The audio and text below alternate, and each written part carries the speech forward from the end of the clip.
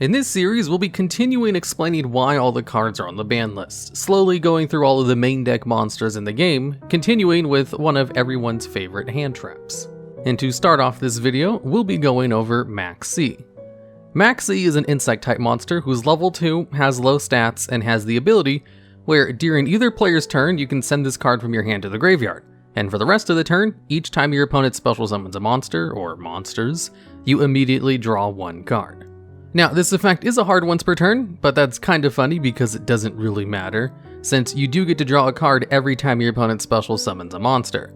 The card was released in 2011, alongside other hard-hitting staples like Forbidden Lance and an oppressive boss monster in the form of legendary 6 Samurai Shien.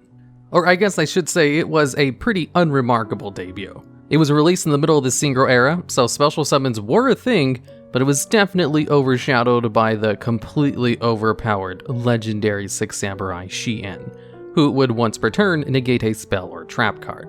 Which is kind of funny considering the legacy of these two cards. 6 Samurais are no longer a consistent competitive meta deck, and the ones that do see play don't really use Shien.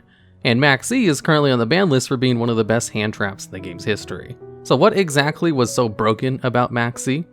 Well, it just allows you to draw a whole bunch of cards. And being able to draw cards is pretty good, especially when it stops your opponent from trying to use so many cards, which is why the card was eventually banned in February of 2018 after being on the limited list for a while. However, let's take a look at everyone's favorite confusing banned card, Pot of Greed. This card is currently banned and will probably never be unbanned because it has the effect to draw 2 cards. Although, more importantly, the cost of drawing these 2 cards is simply the -1 from your hand of using that Pot of Greed, which means the card is a +1 in card advantage. If you have 5 cards in your opening hand, and one of those cards is Pot of Greed, and you use it and send Pot of Greed to the graveyard after its activation, your hand ends off with 6 cards, which means a net +1 to advantage. And this is the basics of card advantage, using cards to get better off afterwards, and some of those cards generate more advantage. If you had a deck full of Pot of Greeds, then your hand would just get bigger and bigger the more cards you played. Although you wouldn't be able to win with a full deck of Pot of Greeds, you'd need to do something with those cards. And that's where we get powerhouses in the meta. Cards that are able to do a whole bunch once they actually hit and impact the field. Take Ultimate Conductor Tyranno for example. This is a 1 card that you can special summon from your hand by banishing 2 dinosaur-type monsters from your graveyard. And while it's on the field, it has a grand total of about 5 separate effects, bundled together in 2 of its effects. One of them allows you to destroy a monster on the field or in your hand in order to Book of Eclipse your opponent, where you flip all of your opponent's cards face down. This effect is quick effect, which means you can use it during your opponent's turn in order to flip all their cards face down so they can't use those monsters for extra deck plays or their activated effects in the field. Its other effect allows it to attack all of your opponent's monsters. And if it attacks a defense position monster, it can send that card to the graveyard without a battle or destruction, and you get to inflict 1,000 points of damage to your opponent. The card itself has 3,500 attack baseline, which is 500 over the normal maximum attack, which means it can beat over any card, except ones who specifically exist to have high attack point values, which are kind of rare in the metagame. So if your opponent has a full board of monsters, and you bring out Ultimate Conductor Tyranno to flip them all face down, this 1 card can wipe out all 6 of your opponent's cards, which basically nets you a +6 in advantage. Because 1 card in the field is able to get rid of 6 of your opponent's cards, which can kind of count towards your own advantage because you're depriving your opponent of resources. And this card's cost in order to destroy a card technically nets you a -1 to advantage, but most of the time, dinosaur decks use it to destroy cards like Baby Ceratosaurus, which will cancel out the effect and actually turns it into a plus, which will allow you to special summon another dinosaur-type monster from your deck.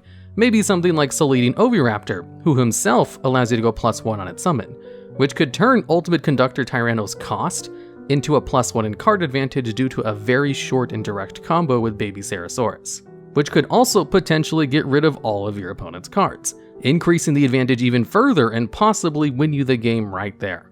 All of this is accomplished with a simple 1 card in your hand, Ultimate Conductor Tyranno, and of course a setup of graveyard with 2 dinosaur-type monsters, assuming your opponent doesn't negate any of its effects.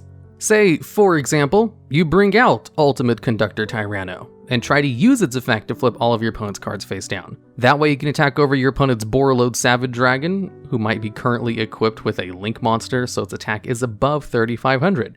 Although, that Borreload Savage Dragon has a negate, so it could simply activate its effect in order to stop Ultimate Conductor Tyranno from flipping it face down, in order to get rid of it much easier.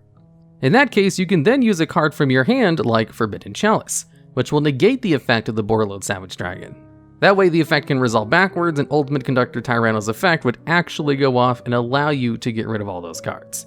But then say your opponent goes even further and has another negate on the field, something like Red Eye's Dark Dragoon, who can't be targeted by something like Forbidden Chalice.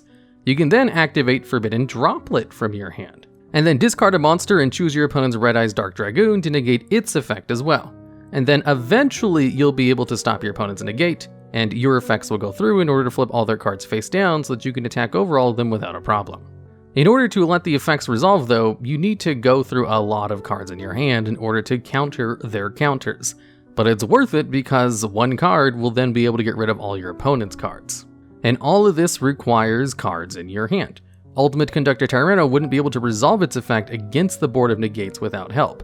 So it's a singular super powerful card, but it still needs support in the form of cards in your hand or other cards in the fields that have negates, like Borreload Savage Dragon or Red Eye's Dark Dragoon. And in order to set up these cards, you just need cards in your hand in order to bring out that advantage. A Red Eye's Dark Dragoon can be brought out with a single normal summon from your hand using something like Neo Space Connector, who can then special summon Neo Spacey and Aqua Dolphin from your deck, and then allows you to use both those cards to go into Predaplant Verte Anaconda, who can then pay 2,000 life points to send Red Eye's Fusion from your deck to the graveyard in order to special summon Red Eye's Dark Dragoon from your extra deck. So for the low cost of a single normal summon and one card from your hand, you get a super powerful boss monster in the field who can negate any card effect once per turn, destroy up to 2 monsters, and can't be targeted or destroyed by card effects. And if you have any tuner that can special summon itself, or just combine a normal tuner with a card that can special summon itself from the hand, and thanks to cards like Crystron Halki Fibrax, Despot 001, and Mecha Phantom Beast Auroradon, you can easily go into Borreload Savage Dragon with the correct deck and extra deck setup. So you're going into singular powerful cards that can help you further the game state, or completely win you the game on their own with very few resources from your hand. Alternatively, the opposite is kind of true. If your opponent has 5 cards in their open hand and they draw 1 because they're going second, and you set 1 card, namely a Pointer of the Red Lotus, this lets you look at your opponent's hand and get rid of 1 card for a turn. If your opponent has a hand full of nothing but hand traps and only 1 starter card, like maybe Soul Eating Oviraptor for example, you can just get rid of that 1 starter card and then completely stop them from playing the game for that turn, as they can't pull off too many plays with only hand traps. Although both of them are kind of necessary in order for your deck to function in the metagame. You need hand traps in order to curtail your opponent from doing things, and of course you need your power starter cards in order to make sure your plays go off. All of this is within the confines of the starting hand of 5 cards. If 4 of those cards are hand traps with quick effects that can allow you to get off 1 of your starting cards, like Soul Eating Oviraptor, Neo Space Connector, or Predaplant Orpheus Scorpio, then that's totally worth it because you can get so much advantage from 1 card. It can allow you to bring out your boss monsters, like Ultimate Conductor Tyranno, Borreload Savage Dragon, or Red Eye's Dark Dragoon. All of this is kind of balanced around the 5-card opening hand. So, this is where Maxx comes in. If your opponent normal summons a Neo Space Connector, and you drop down to Maxx and draw 1 card from its special summon from the deck, where it immediately replaces itself and you go card neutral. Then it's up to your opponent to decide if they wish to continue their plays for the turn, or stop there with their special summons and hope you don't set up a board on your turn if they decide to pass. Because if your opponent continues their combos, then you who just played the Maxx is just going to draw more and more cards, which can basically just allow you to shut down whatever your opponent is trying to do. Say your opponent then continues the combos and tries to go into Red Eye's Dark Dragoon. They have to special summon at least 2 more times in order for that to happen. And that's if they only play that 1 combo that turn, which will then give you a +2 in card advantage. But say your opponent tries to go even further. They're trying to set up a full board of monsters. Well, you can just keep drawing more and more answers to those problems. You could draw into something like Infinite Impermanence to try to shut down one of their combos, then you might be able to negate it with their Red Eye's Dark Dragoon, which can then be negated with Psyframe Gear Gamma from your hand, which can then try to negate with one of their cards, and then after all of their negates are gone, you can drop something like Nibiru the Primal Being to destroy their entire field. All during your opponent's turn, before your turn even starts, and while being at advantage. Your opponent would have used all of their resources trying to set up a field, and you could simply just out-resource them with a single Maxx. And then when you start your turn, you might have something like 10 cards in your hand, and your opponent just can't do anything about it. If they try to stop your plays with whatever cards they have left, you just simply have more answers than them. A single card can set up a powerful monster on the board, and you have 10 cards to work with. Therein lies why it's one of the most powerful hand traps. Sure, a single Ash Blossom and Joy Spring can probably shut down your opponent for a turn as well, but you lose advantage doing that, whereas Maxx doesn't. If your opponent tries to play through a Maxx, you'll have so many answers to whatever they have that if you're playing a competent meta deck, it doesn't really matter what they have on the field. Because there's so many singular powerful cards that can just take out everything, like Nibiru the Primal Being, Evenly Matched, Lightning Storm, the Winged Dragon of Raw Sphere mode, and of course boss monsters like Ultimate Conductor Tyranno. And then you'll have other cards that can allow those ones to resolve, like Called by the Grave, Forbidden Droplet, or Dark Ruler No More. There are 2 cards in the metagame called Pot of Extravagance and Pot of Desires. Pot of Extravagance requires you to banish up to 6 cards from your extra deck face down, and then can allow you to draw 2 cards, but restricts you from drawing other cards by card effects for the rest of the turn. This card is a risk because your opponent can negate the effect after you've already banished the cards, and banishing 6 cards from your extra deck is equivalent to about a third of it, give or take, and a lot of meta decks require a lot of monsters in their extra deck in order to set up their plays. So it's a real downside to the card, which your opponent can stop with a single hand trap like Ash Blossom and Joy Spring. And it's an excellent card to stop with Ash Blossom and Joy Spring, because you don't want your opponent to have a +1 advantage because of how strong singular cards are in the game. In fact, it's so common to stop Pot of Extravagance that a pro move is to only banish 3 cards when you activate your first copy of it, because you know your opponent will probably negate it if you try to banish 6. And even if you resolve it, you at least go hand neutral instead of -1, which you might have gone if they tried to negate it. And there's also the opportunity you might just bait out that negate anyway. Pot of Desires is also a risky card. You have to banish 10 cards to the top of your deck face down in order to draw 2 cards. The average meta deck only has 40 cards in it, which means you're banishing 1/4 of your deck, cards that you can never use again for the rest of the duel. Maybe. And the potential to banish all 3 copies of key cards that you really need for your deck to work. Like if you're playing ABC Dragon Buster and banish all 3 copies of A Assault Core, you can't really go into ABC Dragon Buster anymore. However, in ABC decks, they still play Pot of Desires anyway, because that risk is worth the payoff of a +1. And it's also an excellent card to negate with Ash Blossom and Joy Spring, because you don't want your opponent to get a +1 in card advantage. So if you're able to stop your opponent's +1 while also forcing them to lose 1/4 of their deck, this is an excellent use of the hand trap. And despite the huge downsides of Pot of Desires and Pot of Extravagance, they're still 2 of the most played spell cards in the game. So a Maxx, which allows you to accomplish similar feats pretty easily, is obviously a little bit broken. If people risk playing cards like Pot of Desires or Pot of Extravagance for only a +1, and they're played so often in so many different kinds of decks, even if it can actually be a detriment to those decks if they're unlucky, then a Maxx, which can return even better results, kind of makes those cards look like chump change in comparison. Basically, with the correct deck, a single card in your hand can probably win you the duel. And Maxx is one of those singular cards in your hand that can probably win you the duel, except it can do that by giving you every other card in your deck that might be able to do it as well. And because it's the singular card that can help you bring out all the other singular cards, it kind of creates a game state where if your opponent uses Maxx on you, you're probably better off just skipping your turn than trying to play through it. It's still a bad position to be in because you're skipping your turn and you'll probably lose the game as well. In fact, the effect of skipping your opponent's turn by force is one of the strongest effects in the game, but it's still better than giving your opponent more than a card neutral and hand advantage, especially since most of the time you can just use Maxx after your opponent has already activated the effect that allows them to special summon a monster, so your opponent can stop your plays for the entire turn without losing card advantage. At least other hand traps require you to lose advantage to play them. Ash Blossom and Joy Spring requires you to go -1 in card advantage to use its negate.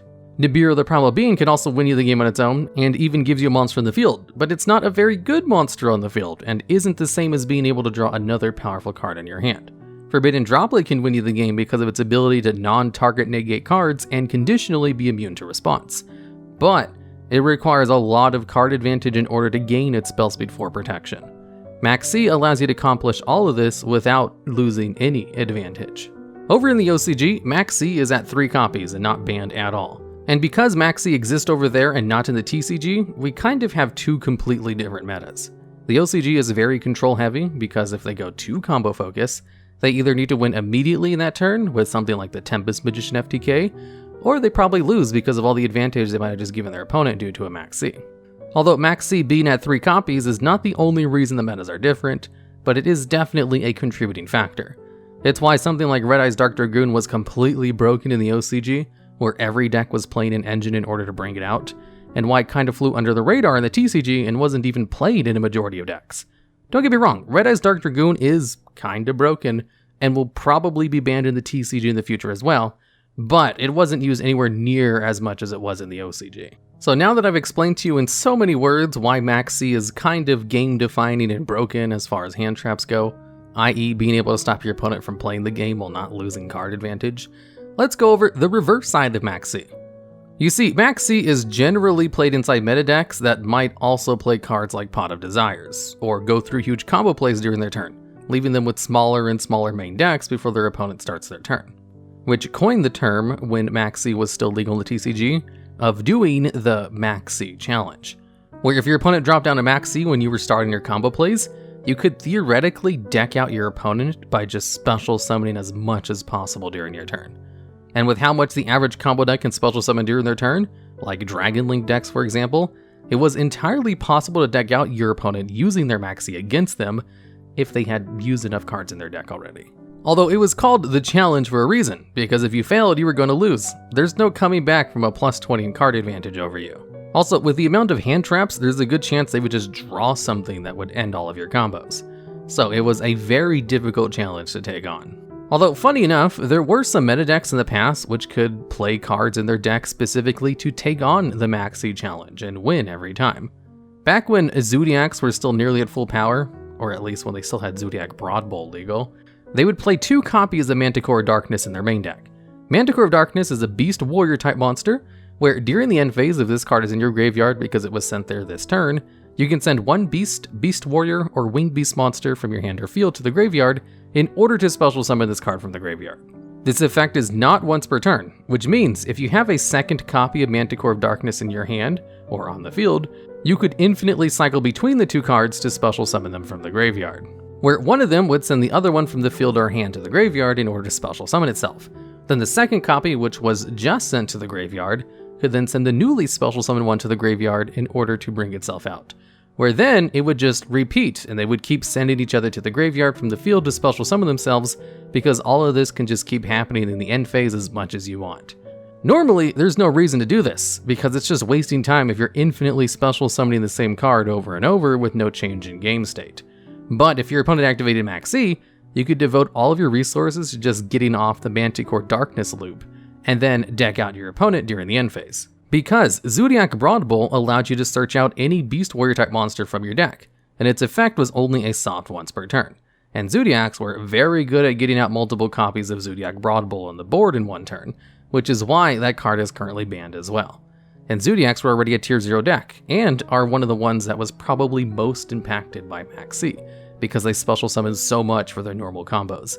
And it's kind of funny that they also had a built-in out to Maxx, and could regularly win by deck out thanks to Manticore of Darkness tech. Although I will say this wasn't common tech, and Zodiacs would regularly just lose to Maxx a lot. And Zodiac wasn't the only deck that had a built-in way to take on the Maxx challenge and win.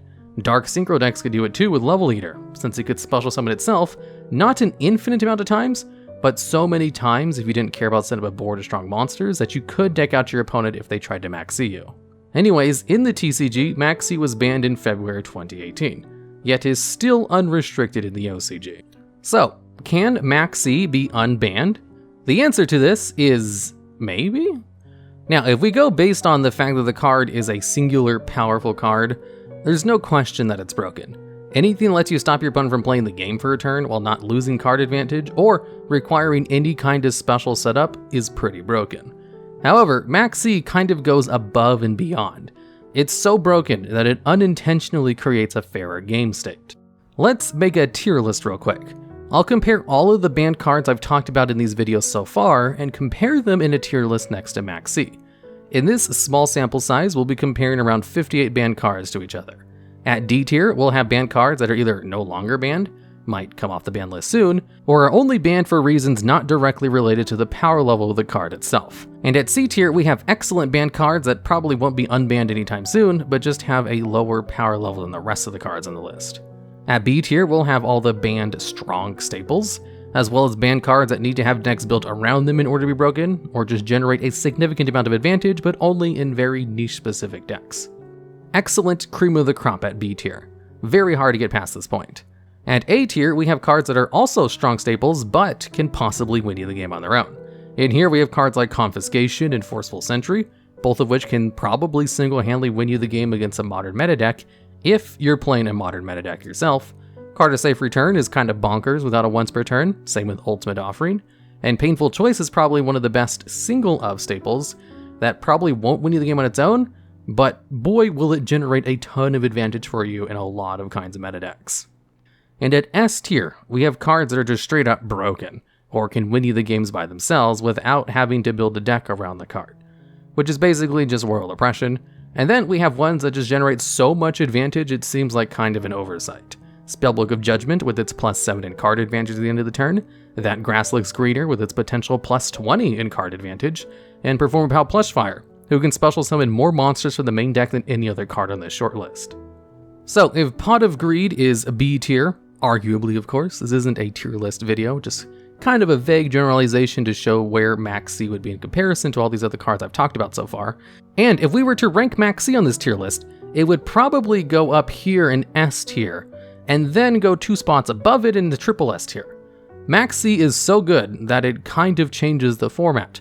None of these other cards, besides maybe the Grass Looks Greener, can be said to be so good that it changes the game itself across all meta decks, and not just a handful of specific ones.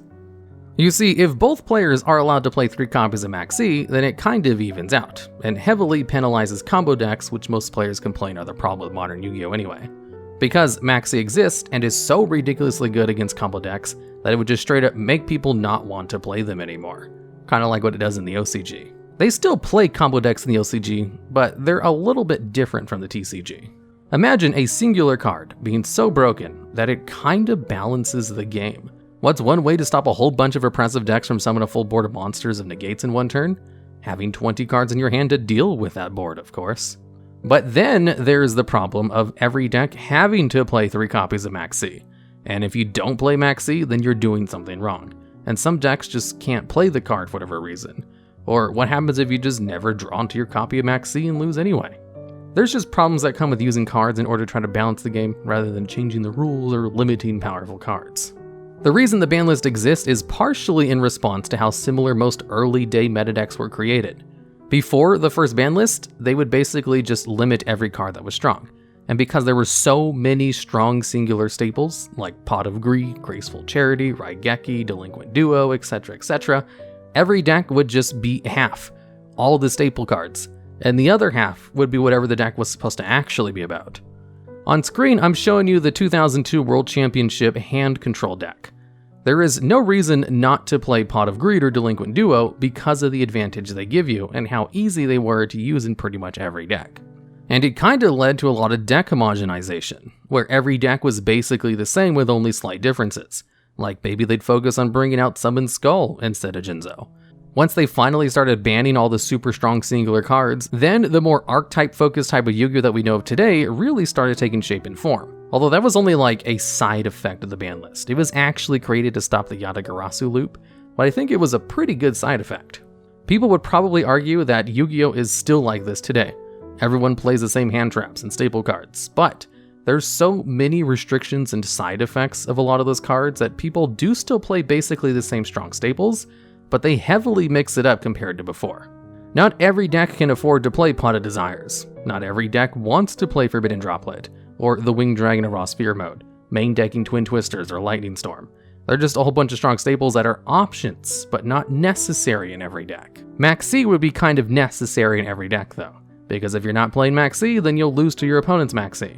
Unless they're playing a control deck where they don't really special summon very much. This would probably change the metagame to the point where people would play more control decks where you don't have to special summon very much. Maxx C would be a 3-of staple in pretty much every deck, because you'd be kinda stupid not to play it, just like in the early days of the game where you were stupid to not play Pot of Greed or Delinquent Duo.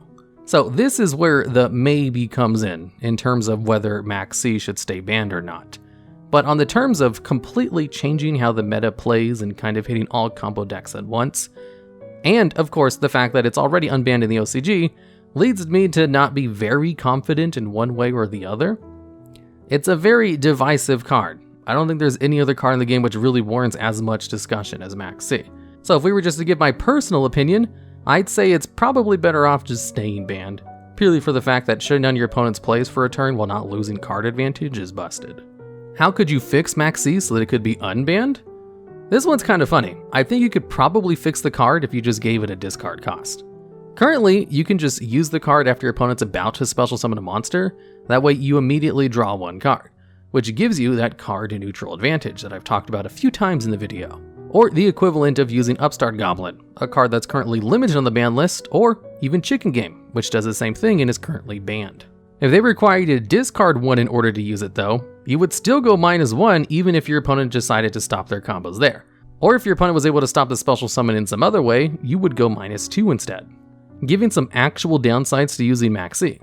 You'd still have this super broken effect if they decide to special summon anyway, but there would be a little bit more leeway where they could special summon just enough to set up a measure of a board while not giving your opponent too many cards to come back.